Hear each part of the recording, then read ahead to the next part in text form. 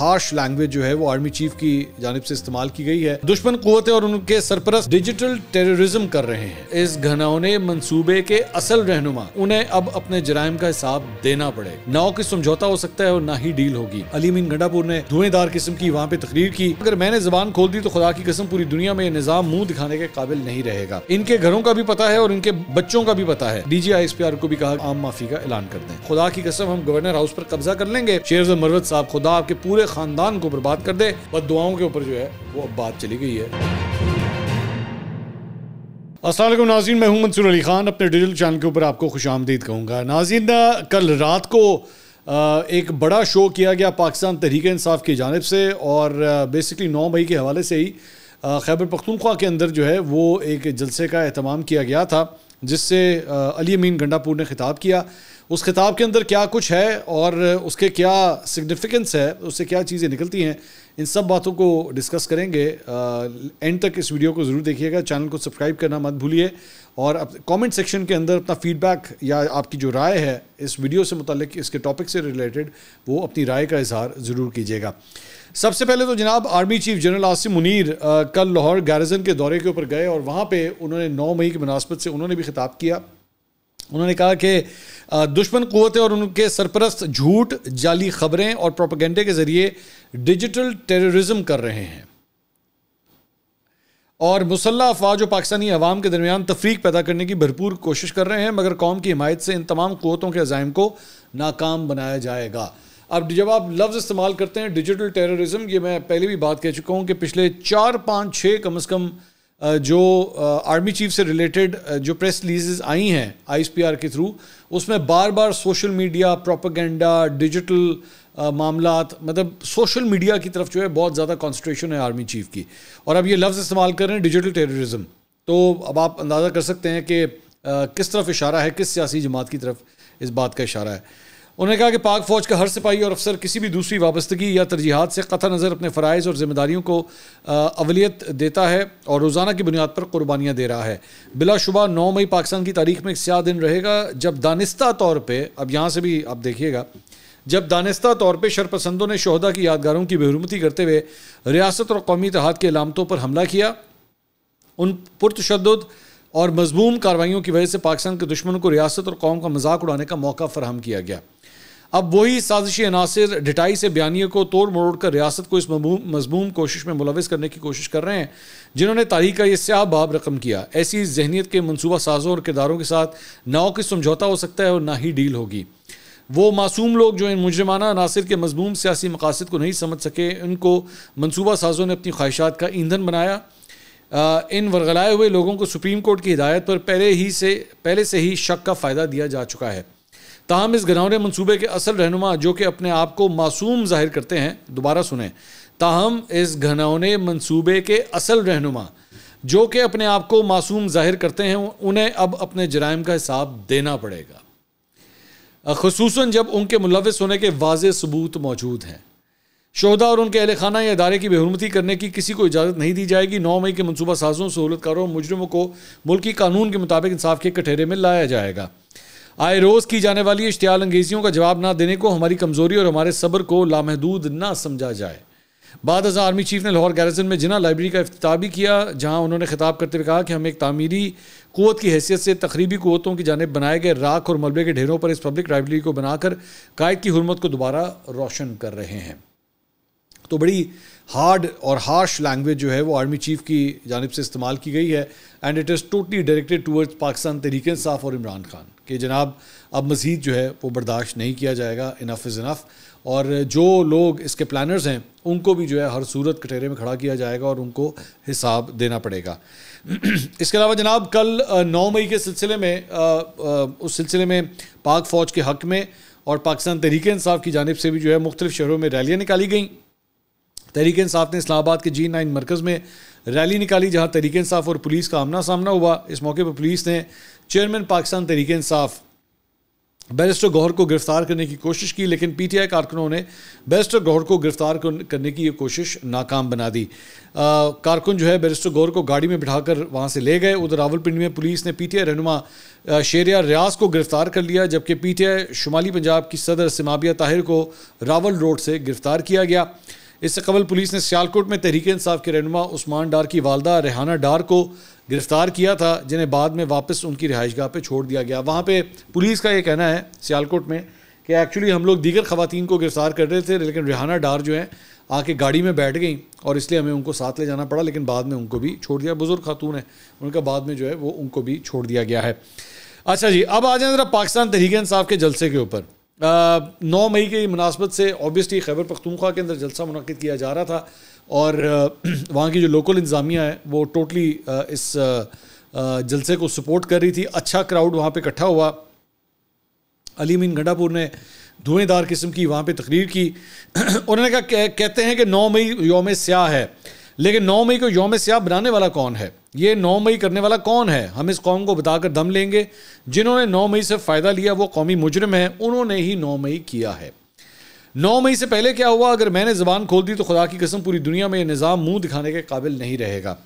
9 مئی کو 1 سال پورا ہو چکا ہے۔ اس 1 سال میں جو کچھ ہوا اس کے ثبوت دینے کو آئیں تو کس نے کالیں کی، کس نے دھمکیاں دی، کس نے اغوا کیا، کس نے ٹارچر کیا، ایک ایک کا نام بھی ہمیں آتا ہے، ان کے گھروں کا بھی پتہ ہے اور ان کے بچوں کا بھی پتہ ہے۔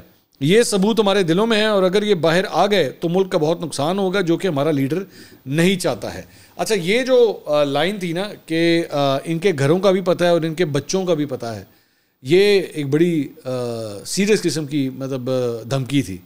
یہ صرف اور صرف مطلب جن کو بھی آپ سمجھتے ہیں، مجھے نہیں پتا آپ کس کو سمجھتے ہیں، لیکن آپ نے بیسکلی ان کے بچوں کو بھی جو ہے انہوں نے کہا جی ان کے بچوں کا بھی ہمیں پتہ ہے۔ اس کے علاوہ انہوں نے کہا جی D G I S P R صاحب، آپ کو سیاسی باتیں نہیں کرنی چاہیے، یہ آپ کا کام نہیں ہے۔ D G I S P R صاحب، میں بطور عمران خان کا ورکر اور وزیر اعلیٰ آپ کو کہتا ہوں، اگر آپ ثابت کر دیں کہ ہم نے یہ گناہ کیا تو میں معافی مانگ لوں گا۔ اگر ہم یہ ثابت کر دیں کہ گناہ گار کوئی اور ہے تو ہم سے معافی کون مانگے گا؟ آپ میرے محافظ ہو، مجھے بتاؤ کہ میرے گناہ گار کا تعین کون کرے گا؟ انہوں نے کہا مجھ پر جعلی پرچہ کاٹنے والے بتائے گا کہ اس کو جعلی پرچہ کاٹنے کا کس نے کہا تھا، وہ ہے میرا مجرم۔ آپ معافی منگوائیں گے محافظ صاحب؟ اگر معافیوں پر بات گئی تو بہت دور تک جائے گی۔ آؤ عام معافی کا اعلان کرتے ہیں، آگے بڑھتے ہیں۔ ہمارے لوگوں نے عام معافی کا اعلان کیا ہے، تو خود ہی انہوں نے اپنی طرف سے جو ہے وہ عام معافی کا اعلان بھی کر دیا، اور انہوں نے D G I S P R کو بھی کہا کہ جناب آپ بھی جو ہے وہ عام معافی کا اعلان کر دیں، یعنی کہ مٹی پاؤ معاملہ جو ہے۔ اچھا، آگے چل کے کہتے ہیں میں ایک بار نہیں 1000 بار ایسی کرسی پر لعنت بھیجتا ہوں جو مجھے خان سے دور لے جائے۔ دوسری دھمکی گورنر راج کی، اگر خیبر پختونخوا میں گورنر راج لگایا تو خدا کی قسم ہم گورنر ہاؤس پر قبضہ کر لیں گے اور وزیر اعلیٰ ہاؤس بھی ہمارا ہوگا۔ دھمکیاں کسی اور کو دیں جو کرسیوں کے بھوکے ہیں۔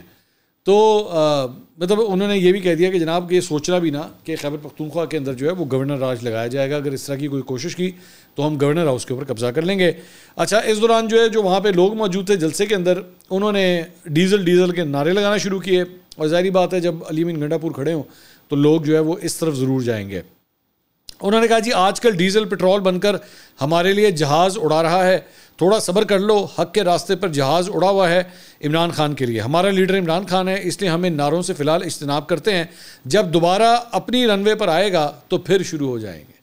تو یہ مولانا فضل الرحمان صاحب کو ایک تڑی بھی تھی کہ جناب اگر تو آپ ہمارے ساتھ ہیں تو سب ٹھیک ہے، اور اگر آپ ہمارے ساتھ نہیں ہیں تو پھر ہم ڈیزل آپ کو دوبارہ کہنا شروع کر دیں گے۔ سو بیسیکلی بات وہی ہے نا، if you are with us تو سب ٹھیک ہے، but if you are against us, آپ ہمارے خلاف ہیں تو پھر آپ چور بھی ہیں، ڈاکو بھی ہیں، ڈیزل بھی ہیں، لٹیرے بھی ہیں، سب کچھ ہیں پھر آپ، ورنہ پھر ہم آپ کو کچھ نہیں کہیں گے۔ بس آپ کے سارے گناہ معاف ہیں، آپ نے کوئی کرپشن بھی کی ہے، کچھ بھی کیا ہے، آپ کی ساری چیزیں معاف ہیں، ایز لانگ آپ کا بیانیہ جو ہے وہ ہمارے ساتھ ملتا ہے۔ آگے کہتے ہیں جی پرویز خٹک تو لوٹا بن کر ہماری پارٹی میں نہیں ہے نا، پہلے تھا۔ پرویز خٹک میرے ساتھ خانہ کعبہ میں جائے، میڈیا ساتھ جائے، میرے سامنے بیٹھو اور پرویز خٹک بتاؤ کہ تم نے مجھے اسپیکر ہاؤس کے لان کے باہر کیا کہا تھا۔ میں بتاتا ہوں کیا کہا تھا، میں اس پر خانہ کعبہ جانے کو تیار ہوں، ہر قسم کے حلف کے ساتھ یہ بات بیان کرنے کو تیار ہوں۔ مجھے پرویز خٹک نے کہا کہ باجوہ صاحب کہہ رہے ہیں کہ عمران خان مجھے 6 مہینے کی ایکسٹینشن دے دے تو میں عدم اعتماد واپس لے لوں گا۔ ٹھیک ہے، اب یہ دوبارہ سن لیں، یہ فرما رہے ہیں کہ ان کو پرویز خٹک نے اسپیکر ہاؤس کے لان میں یہ بات کہی کہ باجوہ صاحب پرویز خٹک صاحب کو کہہ رہے ہیں کہ اگر عمران خان تحریک عدم اعتماد واپس دلوانا چاہتے ہیں تو باجوہ صاحب کو 6 مہینے کی ایکسٹینشن دے دیں. ذرا ساتھ ساتھ رہیے گا کیونکہ میں ابھی آ رہا ہوں اس کے اندر جھول کیا ہے اس کے اندر. انہوں نے کہا ساتھ باجوہ صاحب نے کہا کہ ان باقیوں کو NRO دے دو.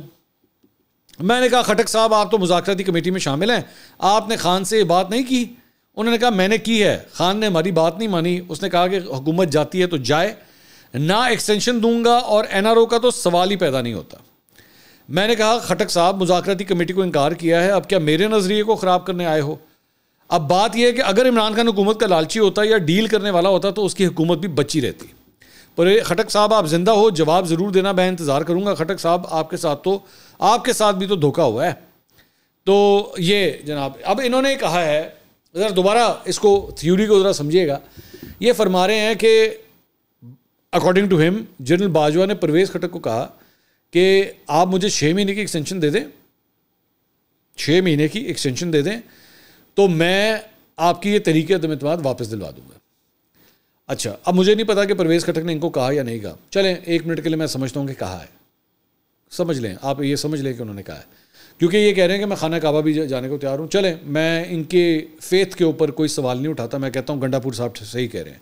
لیکن اس کے اندر 4-5 چیزوں کی پرابلم ہے. پرابلم یہ ہے کہ تحریک عدم اعتماد آئی تھی مارچ کے اندر, ٹھیک ہے, مارچ کے اندر آئی تھی اور کامیاب ہوئی تھی. اس پہ ووٹنگ جا کے ہوئی تھی تقریباً 10 اپریل کو جا کے, کیونکہ اس میں پھر قانونی معاملات بھی آ گئے تھے, سارا کچھ ہوا تھا. یہ جو 6 مہینے کی ایکسٹینشن والی بات ہے, 6 مہینے کی ایکسٹینشن تو باجوہ صاحب کی شروع ہوگی جا کے 29 نومبر کو, کیونکہ یہ 29 نومبر کو جا کے ریٹائر ہوئے تھے, ٹھیک ہے. تو ایکسٹینشن تو اس سے آگے ہونی تھی نا, اس سے آگے 6 مہینے کی ہونی تھی. یہ آپ سے مارچ اپریل میں کس بات کی بات کر رہے تھے, جبکہ ابھی تو ان کی ریٹائرمنٹ جو ہے نومبر تک جا کے ہونی تھی. تو ابھی سے آپ سے ایکسٹینشن کی باتیں کرنا شروع ہو گئے. اچھا, دوسری بات یہ, چلیں میں 1 منٹ کے لیے آپ کی بات مان بھی جاتا ہوں کہ یہ آپ کے ساتھ راضی ہو گئے تھے, تو انہوں نے کہا جی میں تو نہیں مانا. نہیں, آپ تو مان گئے تھے. آپ تو کامران خان صاحب کے شو کے اندر بیٹھ کے بعد میں مان گئے تھے کہ ہاں جی دے دیں باجوہ صاحب کو ایکسٹینشن. تو آپ تو اس وقت کہنے کے لیے راضی ہو گئے تھے, ہاں جی ٹھیک ہے کہ کوئی مسئلہ نہیں, اگر نئے آرمی چیف کی تعیناتی جو ہے تب تک روک لی جائے جب تک نئی حکومت نہیں آ جاتی. کیونکہ بیسکلی اس وقت آپ عاصم منیر صاحب کا رستہ روکنا چاہ رہے تھے. آپ کو پتا تھا نا, آپ کو پتا تھا عاصم منیر صاحب کے ساتھ تو پرانا ایشو چل رہا ہے, اگر وہ آ گئے تو میرے تو پیج کسے جائیں گے. تو اس لیے آپ اس وقت باجوہ صاحب کو ایکسٹینشن دینے کے لیے بھی راضی ہو گئے. تو میرا سوال یہ ہے کہ اگر آپ باجوہ صاحب کو بعد میں ایکسٹینشن دینے کے لیے راضی ہو گئے تو پھر آپ پہلے بھی دے سکتے تھے.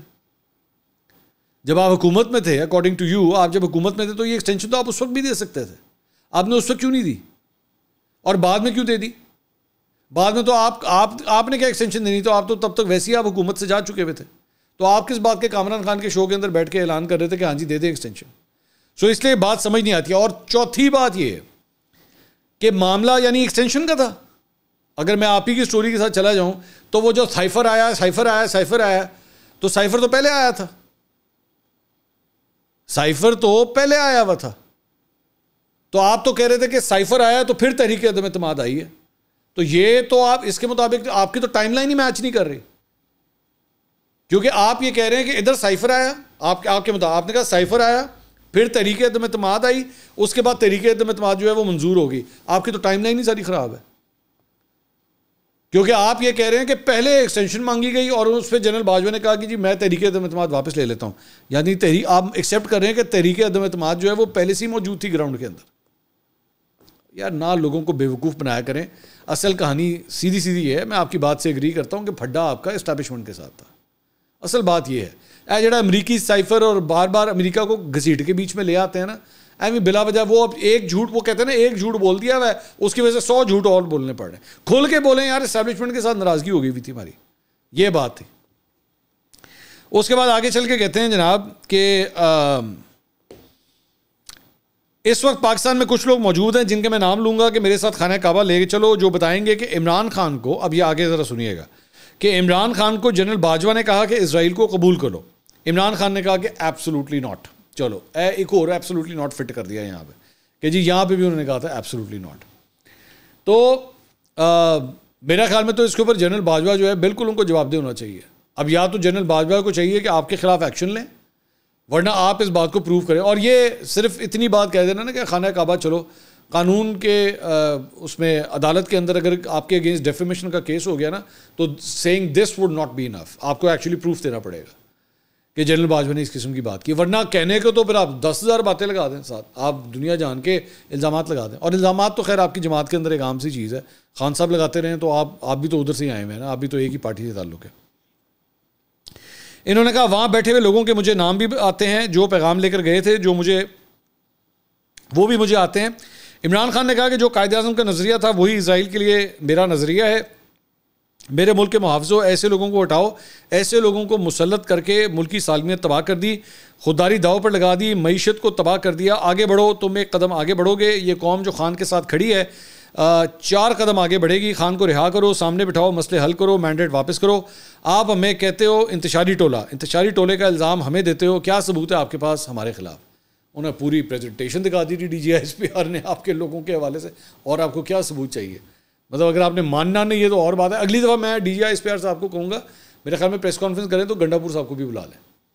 شاید انہوں نے ٹی وی پہ نہیں دیکھی تھی, ان کو ویسے بلا لیں ادھر. اچھا, اس کے علاوہ جناب شیر افضل مروت صاحب نے جناب ایک ٹویٹ کیا ہے.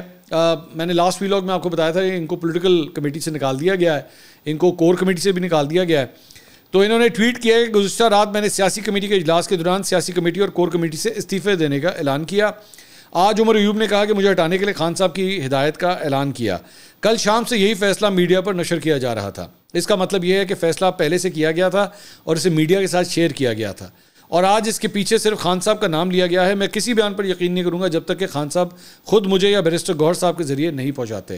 میں آرام کر رہا ہوں اور تبھی بات کروں گا جب خان صاحب میری بات سنیں گے اور اس کے بعد مسائل پر فیصلہ کریں گے. میڈیا سے گزارش ہے کہ اس وقت تک میرے جواب کا انتظار کریں, تاہم میں خان صاحب کے تمام فیصلوں پر قائم رہوں گا. تو وہ یہ کہہ رہے ہیں کہ جناب میں نے تو خود استعفیٰ دے دیا تھا, مجھے کسی نے کیا نکالنا. زبیر علی خان صحافی ہیں, PTI پہ رپورٹ کرتے ہیں. انہوں نے ٹویٹ کیا, انہوں نے کہا کہ عمران خان نے آج اڈیالہ جیل میں سیاسی رہنماؤں سے ملاقات کے دوران کہا ہے کہ شیر افضل مروت کے ساتھ پارٹی رہنما مکمل طور پر لا تعلقی کا اعلان کریں. جو رہنما پارٹی کے ڈسپلن کی خلاف ورزی کرتے ہوئے شیر افضل مروت کی حمایت کریں گے ان کے خلاف بھی کارروائی کی جائے گی. تو یہ بھی یہ خبر دے رہے ہیں کہ خان صاحب نے اتنا سخت جو ہے وہ آرڈر دے دیا ہے شیر افضل مروت کے حوالے سے. ایک اور بھی انہوں نے ٹویٹ کی, انہوں نے کہا خبر ہے کہ عمران خان نے پرانی ٹیم میدان میں اتارنے کا فیصلہ کر لیا ہے. جلد ایک اور اہم وکیل رہنما کو بھی عہدے سے ہٹا دیا جائے گا. انہوں نے کہا گوہر's tenure is near to end, new leadership, old friends will emerge soon. تو سوال یہ ہے, میں ویسے ہی بیٹھ کے سوچ رہا تھا کہ یعنی ان کی خبر کے مطابق شیر افضل مروت صاحب کا بھی پتہ کٹ گیا ہے. کہانی شروع جو ہے وہ وڑگیا سے ہوتی ہے اور ختم بھی وہیں پہ ہو رہی ہے, وڑگیا.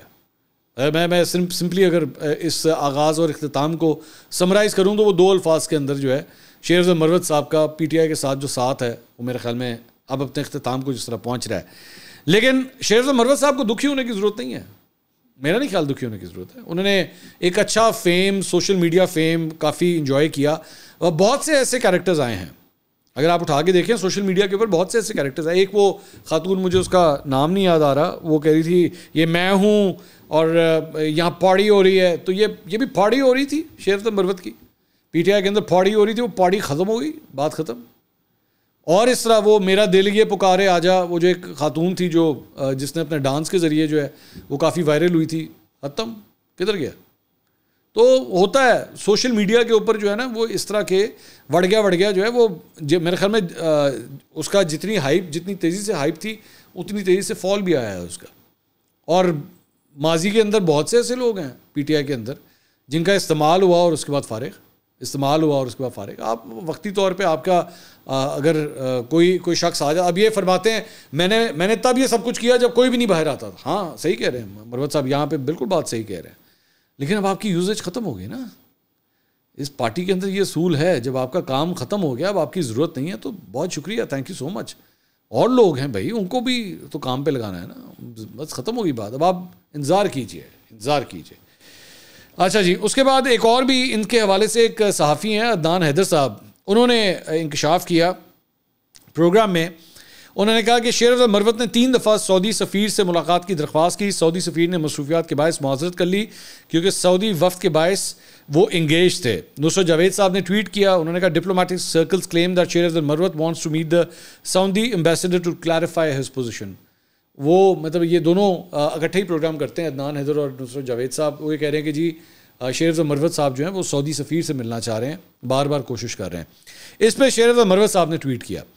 انہوں نے کہا ساری سیاست اور آج کی صحافت جھوٹ پر چلتی ہے. میں نے ساتھیوں اور صحافیوں سے اپنے بارے میں اتنے جھوٹ سن رکھے ہیں کہ اگر مجھے کہا جائے کہ میں نواز شریف بھارتی سفیر اور امریکی سفیر سے ملا ہوں تو کوئی تعجب کی بات نہیں ہوگی. اس قسم کے من گھڑت جھوٹ سے متعلقہ لوگ اختلاف کا بیج بو رہے ہیں. ایک بے شرم صحافی اپنے شو میں بتا رہا تھا کہ میں نے سعودی سفیر سے ملنے کی کوشش کی. خان کو اس طرح کے جھوٹ سے آگاہ کیا گیا ہے جس کا مقصد بد اعتمادی پیدا کرنا ہے. میں ذلت امیز زندگی پر باوقار موت کو ترجیح دوں گا، اور جو دوست میرے لیے انصاف کی اپیل کر رہے ہیں ان سے گزارش ہے کہ اسے بند کر دیں. میں نے کوئی غلط کام نہیں کیا جس کی مجھے وضاحت کرنی پڑے. میں ایسے سیاستدانوں اور صحافیوں کی مذمت کر سکتا ہوں جو اپنے مضمون مقاصد کے لیے کہانیاں گھڑتے میں اتنے گرے ہوئے ہیں. مسٹر نصرت جاوید اور نامعلوم صحافی، اگر آپ نے پارٹی میں میرے حریفوں کی طرف سے میرے خلاف پروپیگنڈے کے طور پہ پھیلایا ہے تو خدا آپ کے پورے خاندان کو برباد کر دے، اور اگر میں نے کبھی سعودی سفارت خانے میں کسی سے ملنے کی کوشش کی تو خدا مجھے تباہ کر دے. تو بد دعاؤں کے اوپر جو ہے وہ اب بات چلی گئی ہے، اتنا زیادہ کام آگے چلا گیا. اگلی ویڈیو میں آپ سے دوبارہ ملاقات ہوگی. اللہ حافظ.